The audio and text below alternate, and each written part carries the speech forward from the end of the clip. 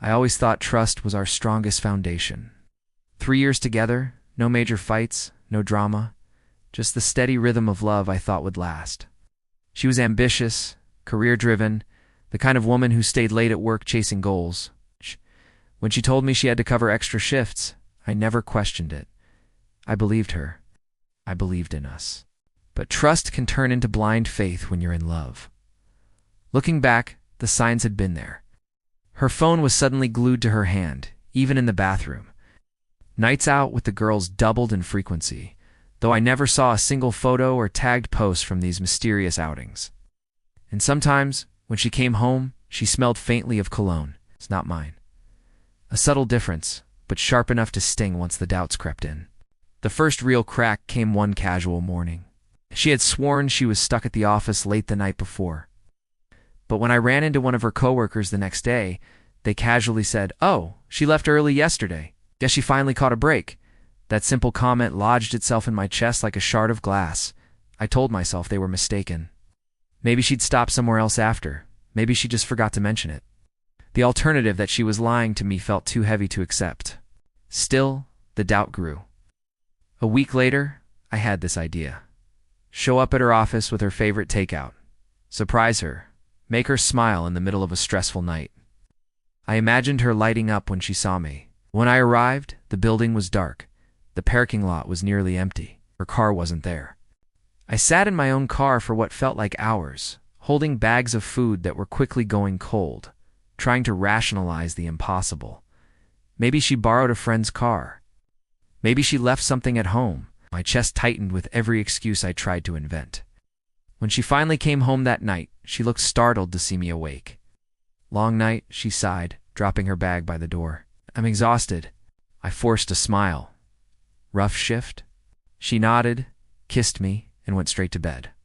I stared after her, my heart pounding, every instinct screaming that something wasn't right.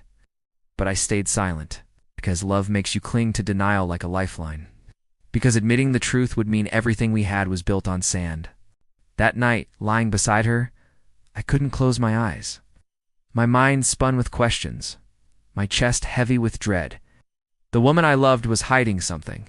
I just didn't know how deep it went yet. And when I finally uncovered the truth, it shattered me in ways I never imagined. After that night, something inside me shifted. I couldn't keep pretending everything was fine. I started paying closer attention, noticing the little details I used to overlook. The late-night texts she'd brush off as work. The way her phone never left her side, even when she went to the bathroom. I'm not proud of it, but one evening while she was in the shower, I reached for her phone. My hands shook, and my heart pounded against my ribs. It was locked, of course. She had recently changed her password, another red flag I had ignored. I set it down quickly, ashamed, but the seed of doubt had already taken root. The next day I decided to test her story. She had told me she'd be working late again. This time I didn't just sit at home waiting. I drove to her office around 9, parking far enough away not to be noticed.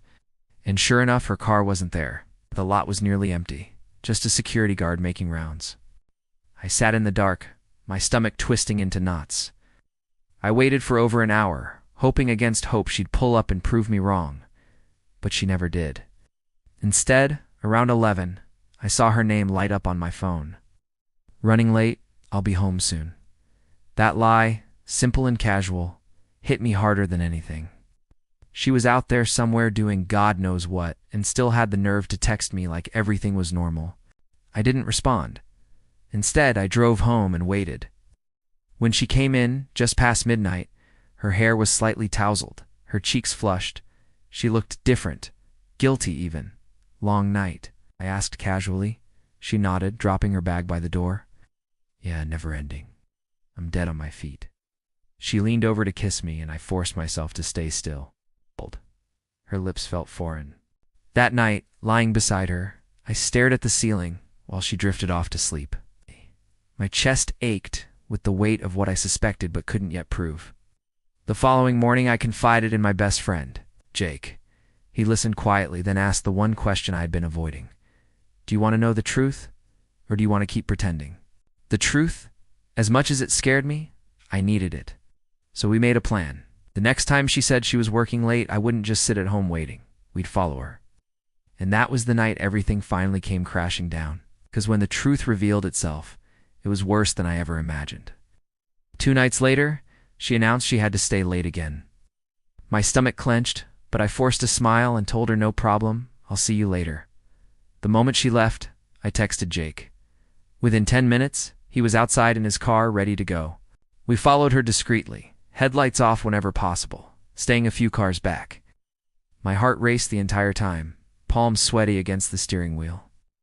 I kept hoping she'd actually turn toward her office, that I'd eat my own suspicion and apologize to her later. But she didn't. She drove clear across town, into a neighborhood I didn't recognize. Finally, she pulled into the driveway of a modest 2-story house. I parked around the corner, my chest tightening with every second. She stepped out of her car, checked her phone, then rang the doorbell. And that's when he appeared. It was Mark, her coworker. Same guy she had mentioned a few times in passing, always with a casual laugh. "Oh, Mark's hilarious," she'd say. Mark helped me with that project. I never thought much of it because I trusted her, because I trusted us. But there he was, standing in his doorway, with that smug grin, and she walked right into his arms. They kissed like it was the most natural thing in the world. My hands gripped the steering wheel so hard I thought it might crack. Jake whispered, "Man, I'm so sorry." I couldn't even respond. My mind went numb, my body frozen, as I watched the woman I thought I'd marry step inside another man's house like she belonged there. For half an hour I sat there, debating whether to storm in, to scream, to tear everything apart, but instead I did the opposite. I snapped a photo of her with him, clear as day, proof I could never unsee. Then I drove away. When she finally came home, past midnight, she looked tired, but content. She slipped off her shoes, curled up next to me, and whispered, "Long night." I didn't say a word.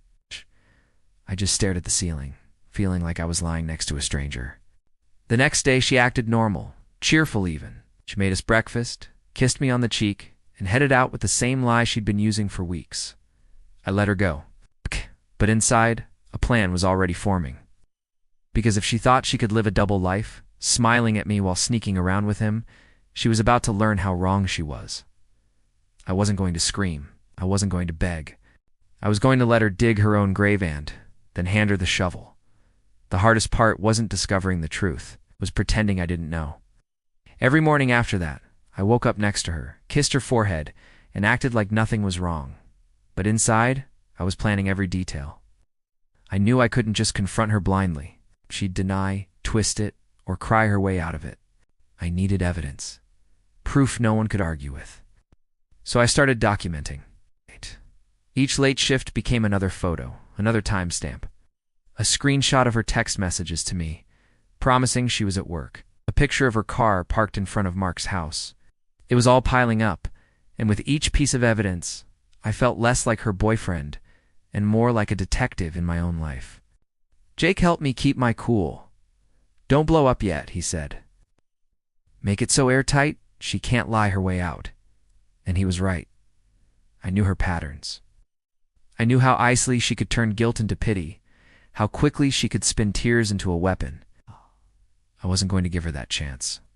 One evening, while she was in the shower, I made my move. I slipped into her phone using the old password she didn't think I remembered. She must have thought she was clever changing it once, but people are creatures of habit. I scrolled quickly, heart pounding. There it was, thread after thread with Mark. Messages that left no room for doubt. "Can't wait to see you tonight. I'll tell him I'm working late again. You make me feel live in a way he doesn't." I stared at the words until they blurred on the screen. It wasn't just physical, it was emotional. She was comparing me to him like I was nothing more than a safety net. I took screenshots of everything and backed them up. Then I slid the phone back into place, just as the shower turned off. My chest felt like it was on fire, but I managed a calm smile when she walked out in her towel, chatting about nothing like she wasn't betraying me with every breath. That night, lying beside her, I made a decision. I wasn't going to scream, or beg, or ask her why. I wasn't going to give her the satisfaction of controlling the narrative. Instead, I was going to set the stage so that when the truth came out, she'd have no one left to fool, not me, not her friends, not even Mark. Because if she thought she could juggle us both, She was about to learn what it felt like when the house of cards collapsed, and I already knew exactly how I'd start. I decided the best way to end this was to make sure both of them were in the same room. No excuses, no hiding behind lies. Just the raw truth exposed under the light. The opportunity came faster than I expected. She told me she'd be working late again on Friday. I played it cool, nodding like always, even kissing her cheek on the way out. But instead of sulking at home, I called Mark directly. When he answered, his voice was casual, almost smug. "Hey man, what's up?" I forced a friendly tone. "Hey, I wanted to talk. You free for a beer Friday night?" There was a pause. I could hear the calculation in his silence. Finally he said, Yeah, sure. Where?" I suggested a local bar, one she'd never expect us to be at. He agreed, probably thinking I was clueless. He had no idea I already knew everything. Friday came, and I walked into the bar early. My hands were shaking, but my resolve was steady. I claimed a booth in the corner and waited.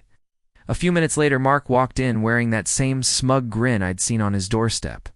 "Hey man," he said, sliding into the seat. "What's up?" I leaned in, calm but cold. "I know about you and her." For the first time, his smirk faltered. "What are you talking about?" I pulled out my phone and slid it across the table. Photos of them at his house, screenshots of messages, lies stacked on lies. His face went pale. Before he could answer, I looked toward the door. There she was, my girlfriend, walking in, scanning the bar with that practiced smile. She had no idea I was here. Out. She was looking for him. When her eyes landed on us, everything stopped. Her smile dropped. She froze like a deer in headlights. "Sit," I said firmly, my voice cutting through the silence. She slid into the booth, her hands trembling. Her eyes darted between me and Mark, searching for an escape that didn't exist. "I know everything," I said flatly. "The late nights, the lies, the messages, all of it." Tears welled instantly. "I can explain." I held up a hand. "Don't. I don't want excuses. I just wanted you both here, face to face, so there's no room for lies anymore." Mark shifted uncomfortably, clearly regretting every choice that led him here. She reached for my hand, but I pulled back. "You had everything," I told her quietly. "You threw it away." The silence that followed was deafening. For the first time, she realized she wasn't in control anymore. And then, just as I planned, I stood up. Mark followed. Together, without another word, we walked out, leaving her alone at that table, drowning in the weight of her own betrayal. The air outside the bar felt different.